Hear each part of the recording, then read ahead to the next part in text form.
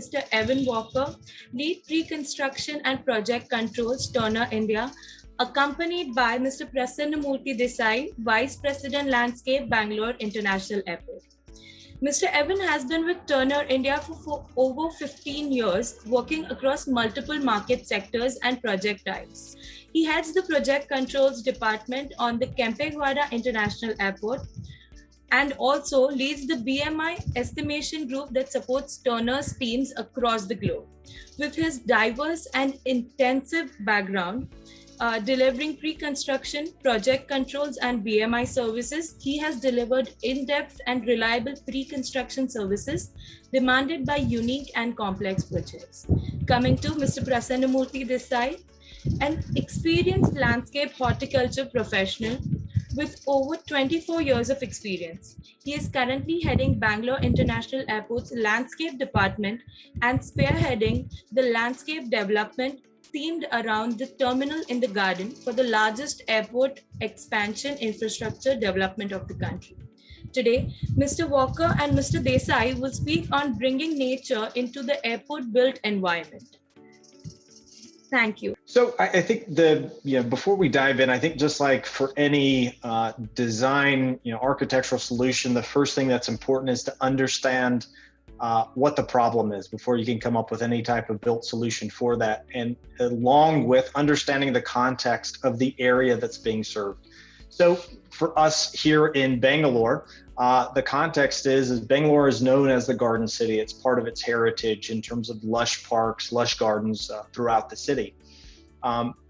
Further to that, the state of Karnataka is home to many wildlife reserves. We have a lot of ancient architectural wonders within it.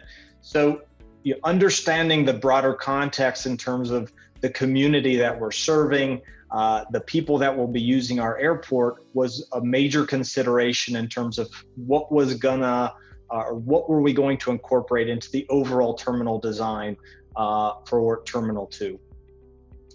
Additionally, coming to what problem are we solving? So fundamentally, of course, we're mass transit in a lot of cases, right? I think in some of the Q&As I was talking about, hey, there's a lot of ways we're competing against trains, bus depots, etc. So first and fundamentally, how do we provide a covered, sheltered space so people don't get wet, people aren't too hot, too cold, etc., so that they can catch their next flight. But to that, and then there was one of these other questions in the Q&A where it talked about even in new airport terminals, we have these bottlenecks and we have these long queues, long lines, and during peak times, and every terminal is designed for a peak capacity. Airports can be frenzied environments, and that's not a desired state by any means, but it's a practical challenge. So what do we do to try and offset some of that? And I thought this was interesting, and I've seen a variety of surveys, and I think any of us that have traveled, we've felt this. But this survey by this company CPP of British travelers, 33% found the airport experience more stressful than the working week, right? So 33%, one in three people said going to the airport is more stressful than work, and 25% found it more stressful than moving, right? And for those of us that have moved, I think we can all attest it's a pretty stressful experience. So understanding that can occur, what can we do to ideally limit the bottlenecks?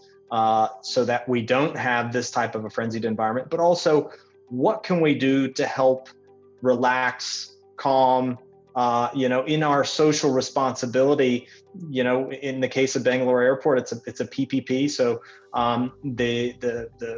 Kia has been entrusted with this responsibility of serving Bangalore and the larger community. So what can we do to help alleviate some of that stress?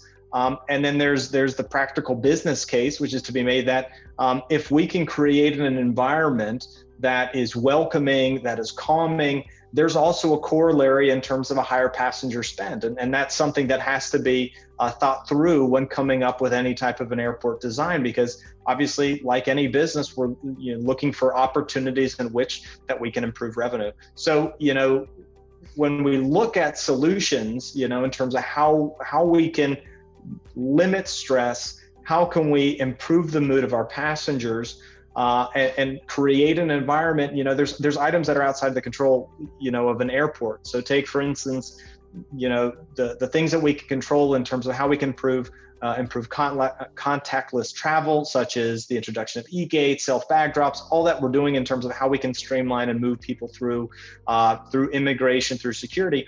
But the reality is airline delays still occur, and it happens for a variety of reasons. Departing airports have too much backup, weather situations, aircraft maintenance issues, unexpected. So there's a variety of factors that are outside influencers in terms of the ability to move passengers through. So understanding, you have to know what you can't control, understanding those things. And so what can we control? Well, we can control the space, and we can create an environment where, okay, your flight's delayed, but let's create a space in which there's other things and options that you can do, and at least you can enjoy passing the time in this environment. So for us, a big part of that was looking to nature. And so what we're going to do is talk to you a bit through what we're doing here at Bangalore. We focus primarily on Terminal 2. Frankly speaking, there's a lot of tremendous things that are being done from the campus at a bigger glance to help address this. So from this, my colleague Prasanna, I'm going to have him talk through some of these points.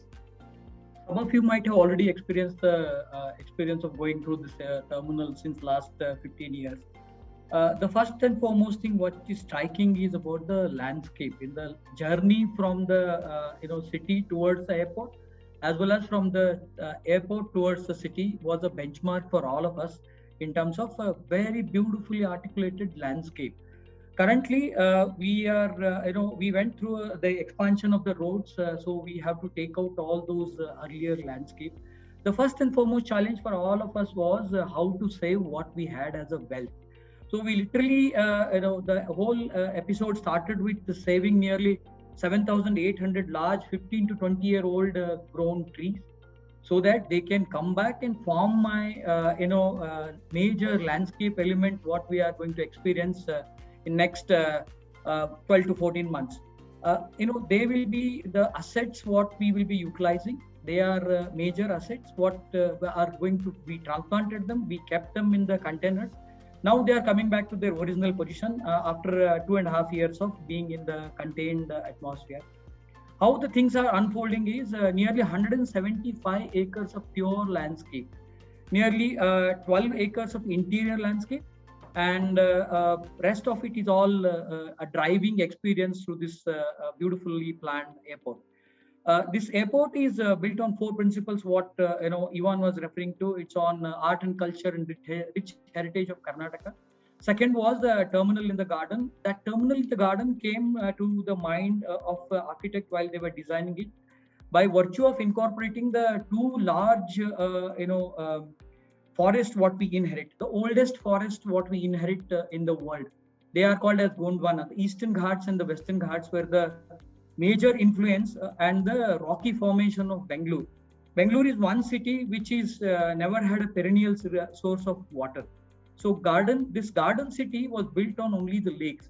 So if you look at the entire airport development, you will see 2 major colors. One is blue, other one is green. So we are harvesting each and every drop what falls on our 4,000 acre campus. So we have large lakes built on a typical principle of sustainability. The same water will be reused for our drinking as well as a garden irrigation purpose. Secondly, what we are looking at is we saved the top 6 inches soil. That's one of the precious commodity which is ignored while we are developing the larger landscape or an infrastructure project. That's an asset which has been inherited by any project. You need to save that thing so that the developments are sustainable for all of us. Third, in terms of whatever the plant material what you have in campus, whether you are redeveloping or whether you are having inbuilt, you can store them and reuse them. Why I am emphasizing all 3 points is there are major questions in terms of landscape. It comes to Indian mind. What is the cost? How do we integrate green into the things, whether it will be sustainable? So it will be definitely sustainable if you plan prior. We planned nearly 3.5 years back what we wanted to do. The way we progressed is in terms of looking at what works well for us. Every city in India nearly hosts around 27 different agroclimatic zones. So make sure wherever you're planning, wherever you're building, that applies to the entire world. We all work on a standard British standard, or maybe US standards in terms of climatic zones. That all applies to all of us, nearly 12 to 15 agroclimatic zones majorly, whether we work in Asia or in any other continent. So we partially fit in a zone which is more than 9A, 9B, and we can range up to 11. That's almost like an arid climate. So south of Bangalore is completely in the zone of 8 to 9. 8 to 9 is very moderate temperature. When it comes to the north of Bangalore, where our airport sits in, we actually range from a 10B to 11A. It's a completely arid. The whole scenario changes. The aspect of Kaveri hits only to the Bangalore city. For us, we need to generate our own Kaveri. So we started with planning of generating our own water, which is from the roads as well as the entire campus runoff, as well as the runoff collected from the rainfall runoff. So we started saving the water. Second aspect was we wanted to utilize available resource smartly. How these places can be sustainable? You need to use materials which is sustainable and local. So is the local granite as a flooring, and so is the basic material bamboo as the ceiling. So when you walk in, you will walk into the nature. You will not walk into different aspects here. When you look at it, what influenced us? Why can't we look at greening the whole ceiling? So the idea of you will be walking below 500 hanging systems which are of different size and shape. Smallest of the small will be around 2 meter size by 2.5 meter height. We are talking about a 400,000 plants in a captive environment. It will be questionable again. Will it be sustainable? Yeah, it is sustainable, provided you need to select the plants which are suitable for that light factor. When we talk about landscape in the built environment, in the indoors, the major criteria what you need to look after is the light quality. So until unless there is light, there will be no photosynthesis. So you need to be very careful. Look at the right-hand side image. Left-hand side bottom is what architects envisaged. Right-hand side image is what we delivered. So every bell and the veil system, what we are talking about, is all placed below a clear glass environment where we get a complete sunlight for at least 3 to 4 hours in a day. So we have carefully curated and selected the plants which are suitable, which can photosynthesize food, prepare their food for in 4 hours. They are happy, they are beautiful, they serve a purpose of relaxing you, they serve a purpose of creating that ambience where you will be lost. So literally, I might have to write a signage on a flooring that watch your foot, please look down.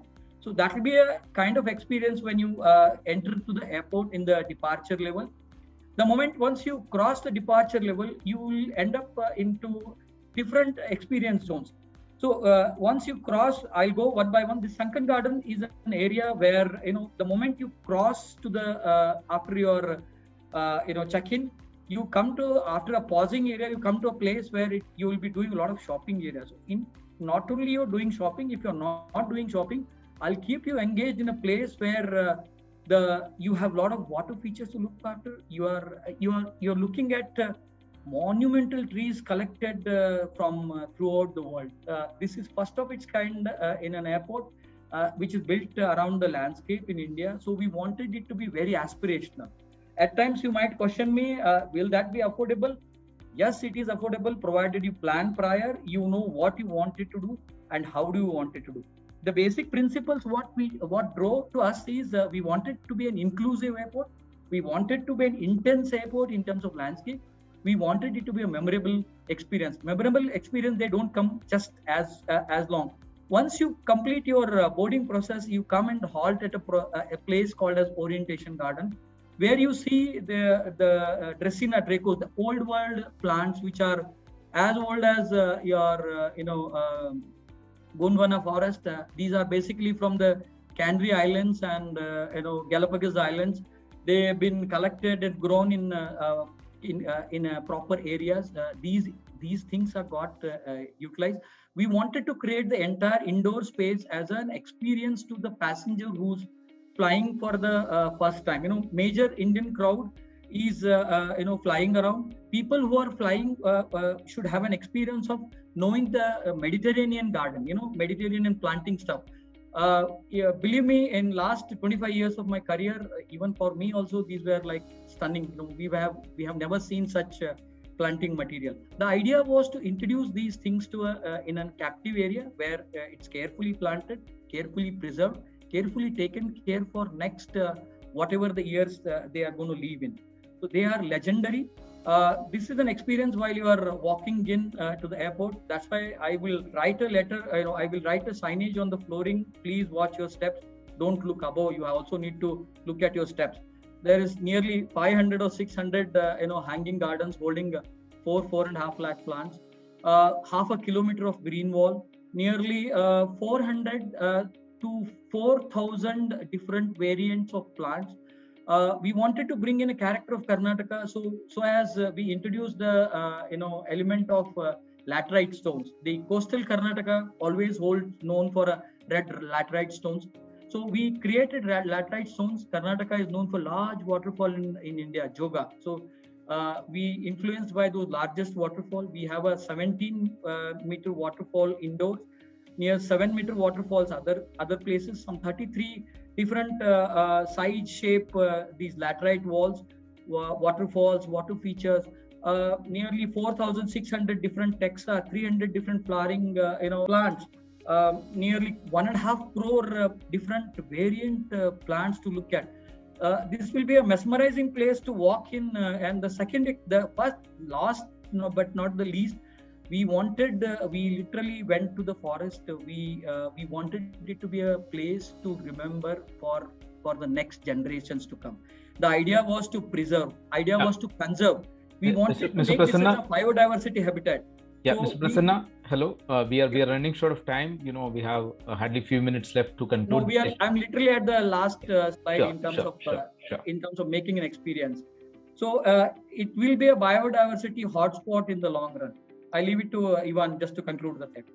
So, there were many things driving this decision. The thing that fundamentally too that we recognize from a sustainability perspective, as well as that, as Prasanna mentioned, harvesting water on site on the campus. So we're actually, the goal is that right now we're water neutral. We want to actually be water positive. The Electra, in terms of also using our own solar panels for on-site electricity harvesting. But fundamentally, it's just to create this experience for men, women, and children as they go through this airport environment to connect again with nature. Thank you.